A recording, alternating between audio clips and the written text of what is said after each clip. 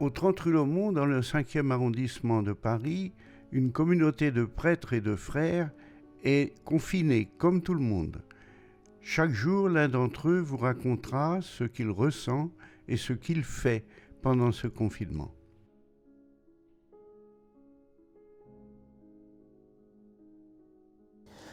Confiné à la rue Laumont à Paris, et tous les jours, je sors de ma chambre, je vais au bureau.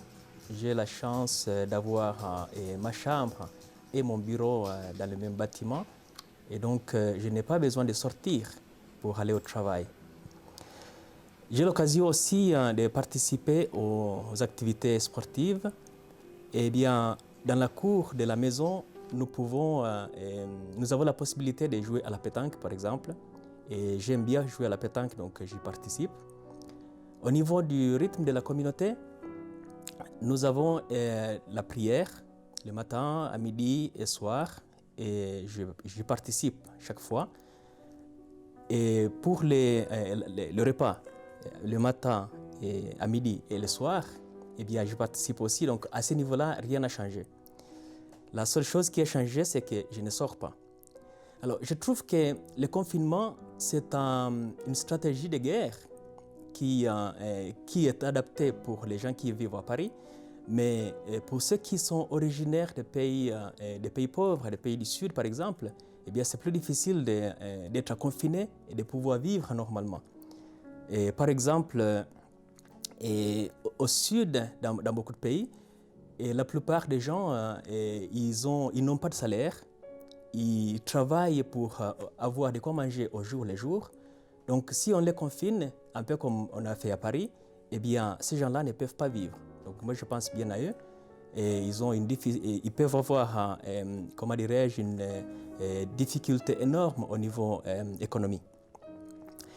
Alors depuis le début en fait de cette maladie, je me lave les mains tous les jours, évidemment plusieurs fois.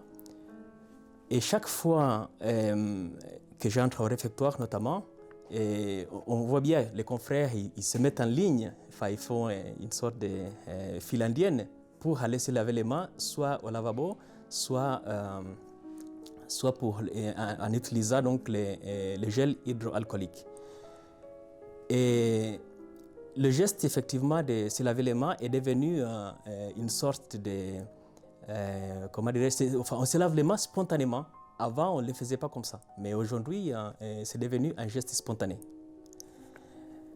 Ensuite, je trouve aussi qu'à la communauté, l'ambiance de la communauté en fait est devenue un peu comme si on était en récollection, hein? Comme si on faisait une retraite. Quand on va à la chapelle, j'ai l'impression que l'ambiance a changé en fait. Et habituellement, avant, on y allait naturellement, c'est calme, il n'y a pas de bruit. Mais aujourd'hui, quand on y va, on a l'impression qu'on est dans une ambiance de retraite. Et donc, cette ambiance-là, je l'aime bien, mais je pense que ça aide aussi à calmer quelque part les angoisses des uns et des autres. Et puis, avant, je regardais mon agenda tous les jours pour savoir ce que j'allais faire. Mais depuis que je suis confiné, eh bien, je regarde très peu mon agenda, eh bien, une ou deux fois par semaine seulement. Et le problème, c'est que quelque part, j'ai perdu la notion du temps, hein. Je peux, si quelqu'un me pose la question, par exemple, quel jour on est, ce n'est pas quelque chose qui va venir encore spontanément comme avant, hein.